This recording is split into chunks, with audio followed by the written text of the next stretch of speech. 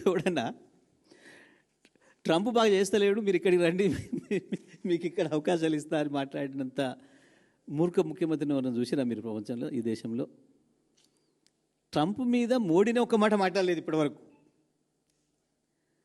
ఊళ్ళో బజార్లో కూర్చున్నాడు ఎవరైనా తిట్టుకోవచ్చు, ట్రంప్ని తిట్టవచ్చు, మోడీని తిట్టవచ్చు, జెలెన్స్కీని తిట్టవచ్చు, పుతిన్ తిట్టవచ్చు, జిన్పింగ్ని తిట్టవచ్చు. ఊళ్ళో ఓడరు బజార్లో పడి కూర్చున్నాడు, అడబడి కట్టుకొని తిరిగేటోడు.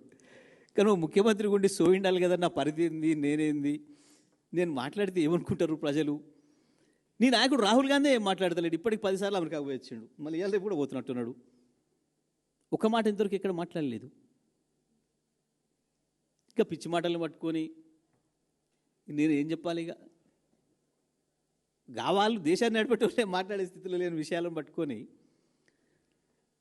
మీకు ట్రంప్ ఇబ్బందులు పెడుతున్నాడు కాబట్టి మీరు అందరికి రండి మా కాడికి. ఉన్నోడే పిక్కపోతున్నాడు. ఈడికి వచ్చిన సంస్థలే పిక్కొని పోయినాయి. ఒక్క రియల్ ఎస్టేట్ కంపెనీ కొత్తగా వచ్చాడు కాదు, పాతదే ఒక్క పని మొదలు పెడతలే. ఈడ హైదరాబాద్లో ఒక్కటి ఏదైనా హైరైజ్ బిల్డింగ్ ప్రారంభంగా చూసినా మీరు మధ్యకాలంలో ఎక్కడన్నా? అది అయితే తప్పకుండా ఈయన పోయి శంకుస్థాపన చేస్తాడు. దాన్ని కూడా కట్టుకుంటే కూడా, ప్రైవేట్ వాడు కట్టుకుంటే కూడా పోయి ఈయన పోయి శంకుస్థాపన చేస్తుండే పాపం.